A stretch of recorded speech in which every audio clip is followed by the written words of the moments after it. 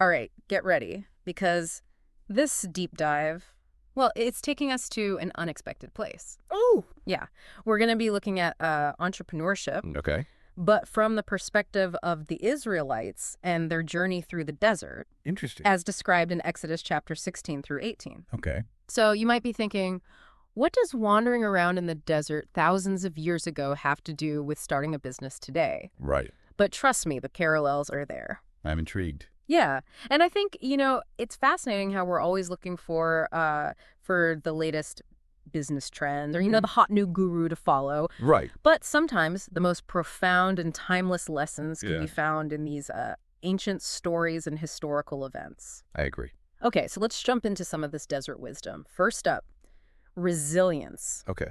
Just picture the Israelites, right? They're facing hunger, thirst, uncertainty every single day. Right. What kept them going? Yeah. The desert was like this constant test of their resilience. I mean, think about it. Setback after setback. But they never gave up on that ultimate goal, reaching the promised land. Mm-hmm.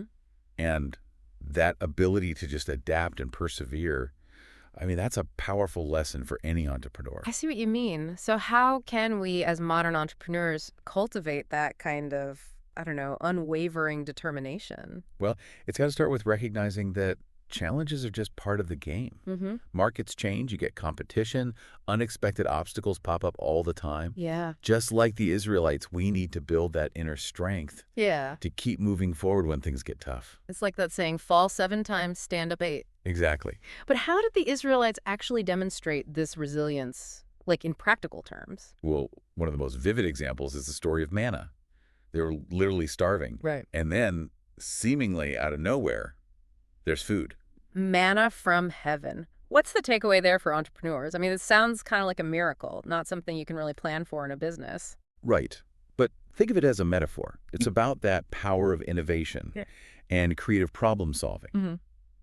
For entrepreneurs, that manna could be a game-changing idea, Okay. a new technology, or maybe just a fresh approach that comes when you least expect it. So not about waiting for a miracle, No. but about actively looking for solutions. Yes, And being open to unexpected possibilities. exactly. The Israelites remind us that even in the toughest situations, Mm-hmm. those solutions can appear just when we need them most. That's pretty amazing. Yeah. But innovation isn't just about coming up with a brilliant idea, right? No. It's also about, wisely managing the resources you have. Absolutely. And I imagine wandering around in the desert, resources were pretty scarce. Oh, yeah. They had to be incredibly resourceful, making the most of whatever they had. Mhm. And that brings us to another key lesson here, resource management. Okay, so how does their approach, back then translate to running a business today? Well, think about those early days of a startup. You're bootstrapping, making every dollar count. Right. Every decision matters.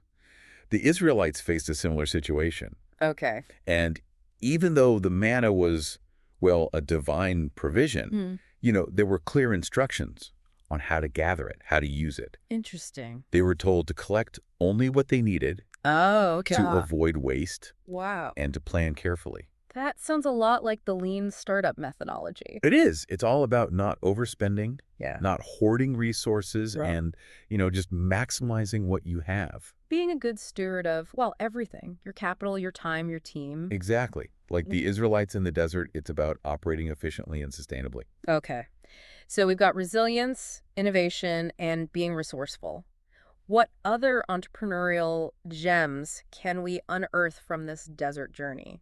Well, even with, divine guidance and his leadership, Moses got overwhelmed. Oh, I can imagine. And that's where Jethro, his father-in-law, stepped in. He saw Moses trying to handle everything, every issue, every little detail, Yeah. and gave him some wise advice. Delegate. Ah, delegation. So even prophets need help sometimes. It's amazing how relevant this is to leaders today. It is. So what's the lesson here for entrepreneurs from this Moses and Jethro interaction? Well, Jethro recognized that Moses' strengths were in, leading the people, setting the vision, Right.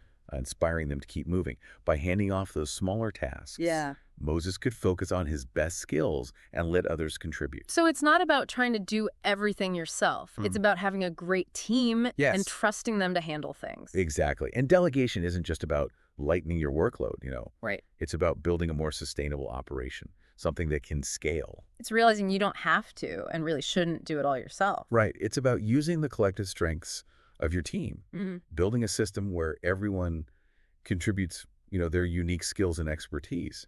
That's a key ingredient for success. It is. So we've covered some great stuff here. Resilience, innovation, resourcefulness, and delegation. It's like an ancient blueprint for success. It is. And we're just getting started. I like the sound of that. All these principles are connected. They come from something even more fundamental. Oh, I'm intrigued. Tell me more. The Israelites, they had a clear destination, the Promised Land. Right. That vision kept them going through everything. Okay. And that's what we'll explore next. All right, I am hooked. Let's talk vision. Yeah. Okay, so we're talking vision. The Israelites had their sights set on the Promised Land. What's that look like for entrepreneurs today? Is it just like having ambitious goals? It's more than that. It's about having this compelling vision for your business, a clear picture of what success actually means for you. So not just hitting some revenue target or launching a product. Right. It could be disrupting an entire industry. Oh, wow. Or building a brand that people truly love. Or even like solving a problem that really matters. It's about the impact, the change you want to make. Exactly.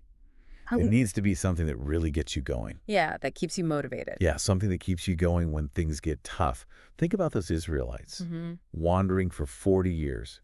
That vision of the Promised Land, that's what kept them going. Powerful stuff. But how do you actually take this big vision and make it actionable?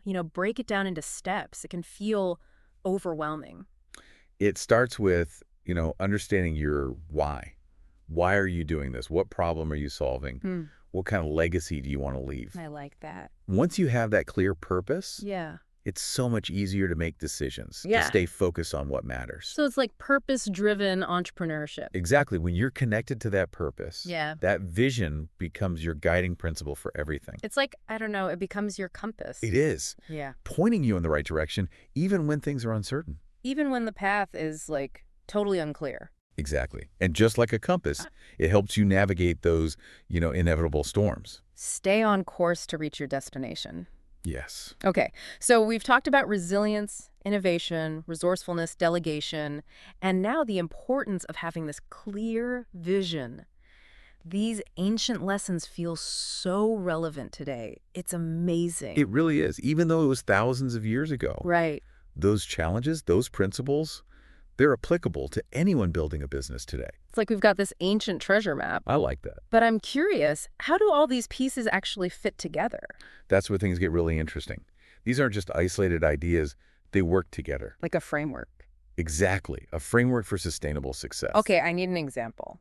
How do these principles actually connect? Think about the manna again. It wasn't just food appearing, right? Right. It was about the Israelites being resilient, being innovative to solve a problem. They were in survival mode. They were. But they didn't just wait around. They were actively looking for solutions, Yeah. open to the unexpected. Right, right. And that problem solving, it also applied to how they managed their resources, being super careful with what they had. Like a startup founder managing their runway. Exactly. That lean startup mentality, doing more with less. Mm-hmm. And this connects to delegation too. When you empower others, share the load, Yeah. you're essentially multiplying your resources. Mm-hmm. Like Moses and Jethro, you can't do it all. So delegation becomes a way to really amplify what you can achieve. Precisely. And underpinning all of this is vision. Yeah. Without that direction, that North Star, Yeah. it's easy to get lost in the day-to-day chaos of running a business. It's like if you don't know where you're going, any road will get you there. Right. You need that destination to make sure you're on the right track. So vision helps you be more resilient. Yes. It fuels innovation and helps you prioritize resources and delegate effectively. It really is the driving force. It is. It's not about mastering these things in isolation. It's about understanding how they work together. Like a powerful combination. Exactly. That's what we learned from the Israelites. It's a holistic lesson. Yeah. It's about embracing the challenges, trusting the process, never losing sight of the goal. Okay, we've covered a lot. Resilience, innovation, resourcefulness, delegation, and vision. But I'm still thinking, how do we apply this to our own lives today? Like, what are the actions? Great question. Let's dive into some practical takeaways, things you can actually implement. Perfect. I'm ready for the final leg of this desert journey. All right, lay it on me. What are those practical takeaways? How do we actually put these ancient lessons to work, in our businesses today? Well, let's start with resilience. Okay. The Israelites, they hit roadblock after roadblock, but they never threw in the towel. Right. For entrepreneurs, that translates to like developing a mindset that sees those challenges as, well, opportunities. Not just getting discouraged, but seeing them as a chance to grow. Exactly. And remember how resourceful those Israelites had to be? Yeah. Limited supplies, the whole desert thing. Right. Well, entrepreneurs today, we got to be masters of resource management too. Yeah. Especially when starting out. Absolutely. Stretching that budget, making every dollar count. It can mean bootstrapping your operations. Yeah. Finding those creative ways to make things work. Or even just like spotting assets that you're not using to their full potential. It's like squeezing every ounce of value out of, well, everything. It is. Yeah. And to be more strategic about it, Mm-hmm. one approach is that lean startup method. Yeah. Yeah. Experiment, get feedback, and keep refining. Don't waste time on things that aren't working. Exactly. And another thing, Okay. don't underestimate the power of like your network. Mentors, advisors, other folks who've been there. It's like having your own entrepreneurial support system. It is. They can provide support, guidance, even connect you to resources you might not have known about. Okay, that makes sense. And that ties back into delegation, right? Like Moses learning from Jethro. Absolutely. Entrepreneurs, we need to build strong teams Hmm. and give them the power to use their skills. Not trying to do it all solo, but creating a system where everyone can shine. Exactly. But how do you know what to delegate and to who? Yeah, that's a good question. Start by honestly assessing your own strengths and weaknesses. What you're good at, what drains you. Exactly. Yeah. And then look at your team. Who's got the skills and the drive to really own those responsibilities? It's about playing to everyone's strengths. It is. But remember, delegation isn't just dumping tasks on people. No, of course not. It's about clear expectations, Right. offering support, and really letting them make decisions. Building that trust and a sense of ownership. Exactly. Yeah. And when you do that effectively, it frees you up to focus on the big stuff. Yeah. You know? The things that move the needle. Yes. The things only you can do. And that brings us back to vision. Full circle. Remember how the Israelites' vision of that promised land kept them going? Well, for us, having that clear vision is just as vital. It's that guiding light, keeping you focused when things get rough. It is. But how do you actually define a compelling vision for your business? Yeah, how do you put it into words? Well, it starts with asking those big questions. Hmm. Why are you building this? What problem are you trying to solve? What mark do you want to leave on the world? Exactly. Connect to that deeper purpose. Find your why. And once you've got that, you can start to articulate it, inspire your team, resonate with customers, guide your decisions. And what about those times when, well, it's just a slog? How do you stay connected to that vision and not lose sight of the goals? Visualization is powerful. Really take the time to picture yourself achieving those goals. And really feeling it. Yeah. What will your business look like? How will your life have changed? Paint that mental picture of success. And don't forget the power of your people. Like the Israelites had their community. Entrepreneurs, we need our tribe. Those mentors, friends, fellow entrepreneurs who get it. Yes. Surround yourself with positive, supportive people because that journey, it's not always smooth sailing. No, definitely not. There will be bumps along the way. Just like the Israelites. Detours, obstacles, moments of doubt.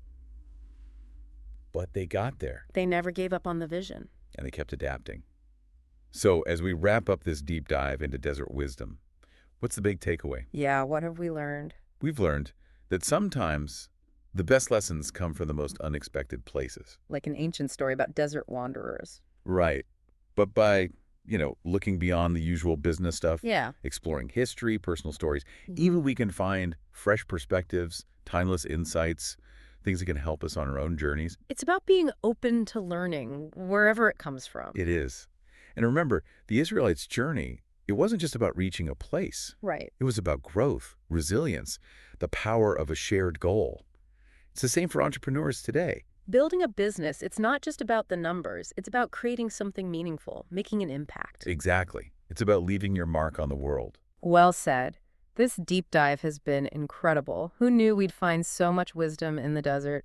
A huge thank you for sharing your insights with us today. It's been my pleasure. And to our listeners, keep exploring, keep learning. You never know what you might find. Thanks for joining us on this deep dive. Until next time, keep innovating.